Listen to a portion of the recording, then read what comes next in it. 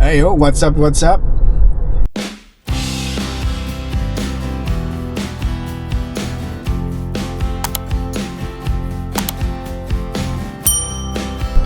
Mag-Uber ulit tayo. Magta-try ulit. Baka sakali meron ng customer ngayon. Kaalis ko lang ng bahay. And then punta ko dun sa malapit sa mga restaurant dito. Kasi gusto ko talaga i-try yung Uber Eats. Kasi yung kung yung sa Uber na rider, parang kokonti yung nag-ano kokonti yung ano bang tawag doon? Kokonti yung gustong sumakay or yung mag-Uber mismo. Kaya try natin yung Uber Eats. Tsaka hindi ko pa kasi natatry talaga Kaya gusto kong tingnan kung ano yung difference ng sweldo or ng fee kapag sa Uber Eats. Alright? Eto na ako. Wala pa rin. Zero. Pero punta tayo doon sa ating favorite spot.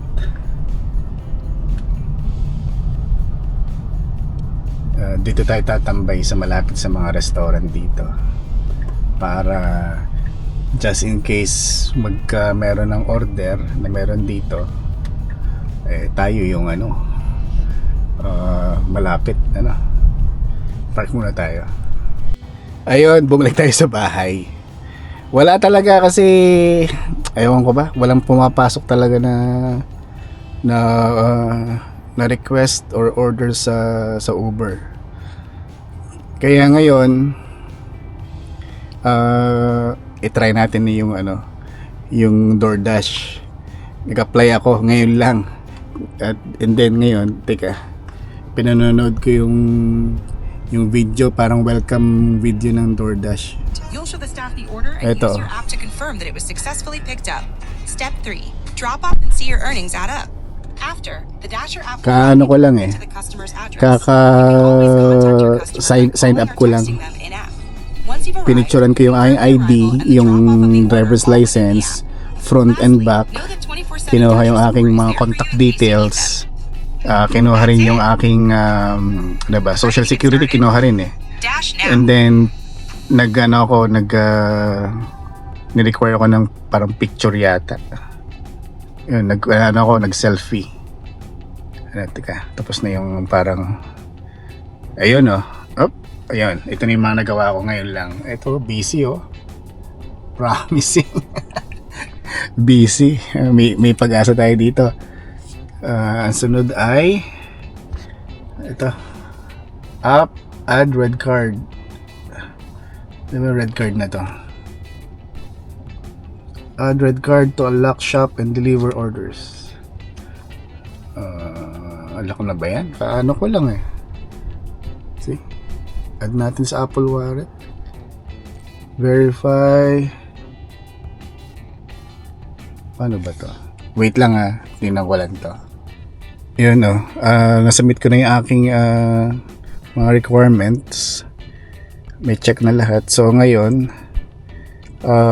check naman na yung background check. Sabi dito 2 minutes daw. Let's see. Namumula. Busy daw. So dito sa pwesto ko hindi ano ba yan? Sala na rin. Dito pala ako. Dito sa may blue. Busy na rin. Nahagip tayo ng pula. Check lang natin to kung ma-approve tayo sa background check. Sa tingin ko naman wala naman akong subpina. Kaya ma-approve tayo niyan. Wait lang natin and then update ko kayo. Nako, ayun na nga. May problema pa. Sabi kasi dito, we need a bit more time for your background check. Kala ko mabilis. Kaya ayun, hindi tayo makapag DoorDash ngayon. Balik tayo sa Balik tayo sa sa Uber. Anyway, at least ay nakasubmit na yung ating application. Ngayon, baka bukas meron na yung update. Pagka di bukas tayo mag-start DoorDash. Ano ba yan? May magawa ngayong gabi. Try ulit natin sa Uber kasi sayang ang oras wala naman tayong ginagawa dito sa bahay. Mag-Uber ulit tayo. Tingnan natin. Nag-online ulit tayo sa Uber.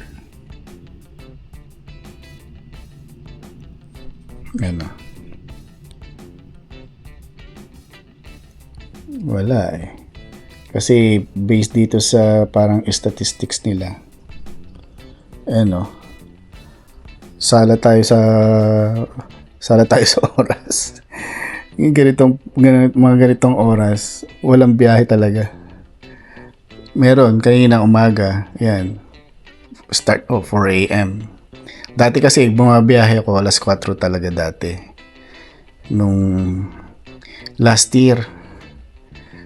Ngayon kasi mga time na to talagang sala sa oras Walang pag-asa. Meron mamaya pa Parang alas 10 pa yata magiging okay. Anyway, walang pag-asa. Kaya tingnan natin, balik tayo. Ito ba? Nasaan ba dito? Pagka naman Uber Eats, check natin. Wala rin Ano ba yan?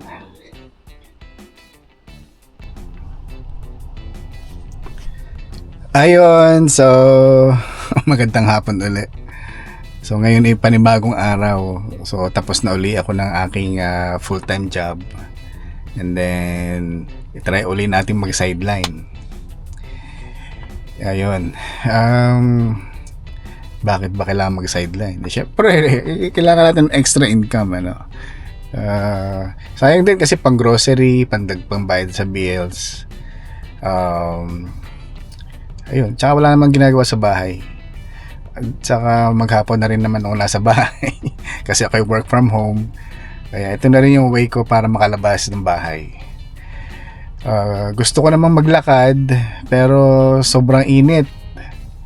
Kaya cannot be maglakad. Siguro maglalakad ako maya-maya ng konti pagka hindi na mainit. Kasi currently ngayon ay ano bang temperature ngayon? 100 degrees. Sino ba naman na maglalakad niyan? Grabe. Matutusta tayo niyan sa labas. So pagka dating ng 8 PM, medyo na yan. Medyo malamig-lamig na ng konti hanggang sa palamig na. Pero yan ay cannot be. 103 degrees.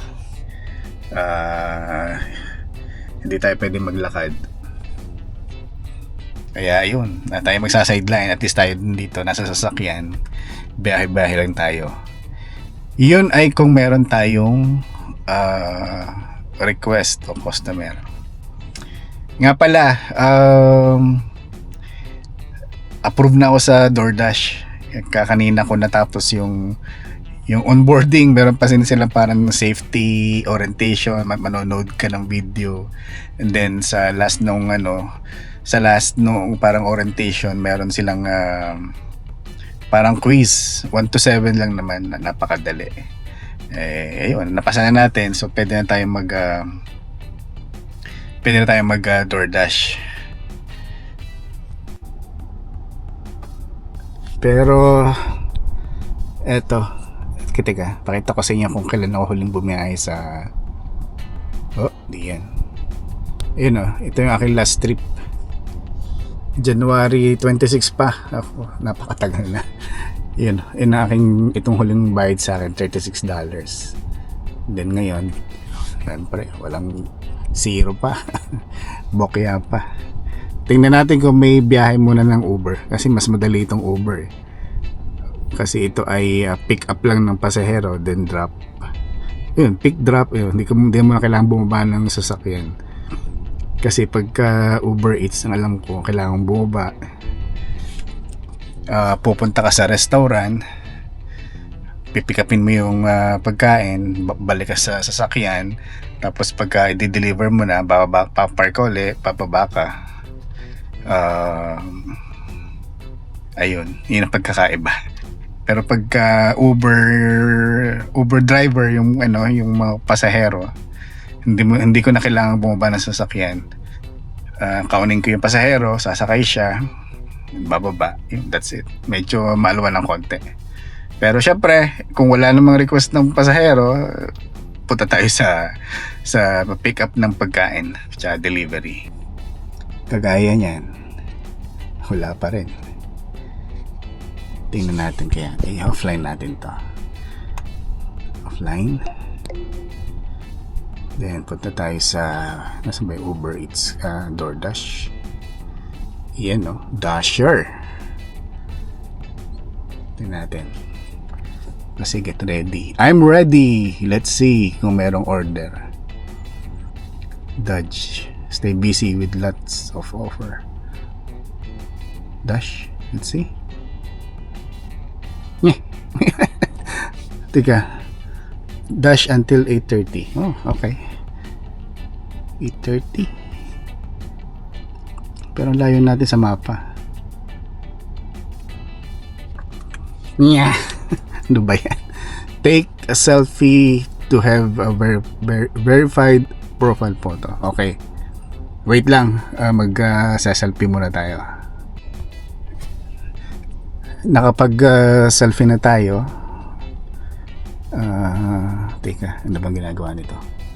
Unlock. Ano ba yan? You cannot dash in the meantime. Ano ba yan? Nag-selfie na ako eh. You cannot, your account is locked until ay, nako naman, ano ba yan? Kala ko pwede na. Bakit estimated follow-up is 3 hours pa? Tagal naman. Ba to? Ay, nako. Why I'm being asked to go through? Sabi kasi pwede na eh.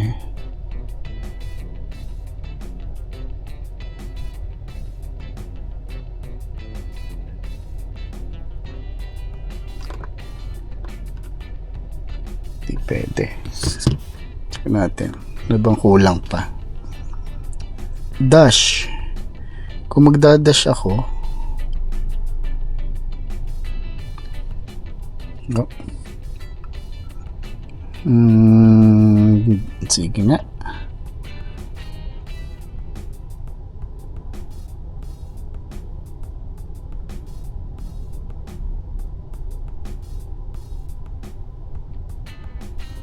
Meron na eh. Repicture na ako. Continue kaya natin. Ay, naku naman. Wait. Nahingi na naman ng ID. Ipa-process na ulit. Tingnan natin kung this time ay tagumpay. Hindi pa rin. Ay, nako. Bad trip.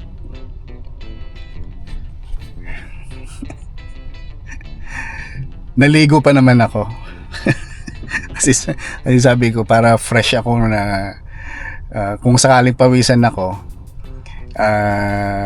medyo iba-iba ang pakiramdam kasi naligo, presko. No choice. Okay. So, Uber na lang ulit tayo. Let's see kung merong pasahero or kung may Uber Eats. Maalin doon sa dalawa. Walang pag-asa pa sa DoorDash. Ayun. Sige. Next time na lang ulit.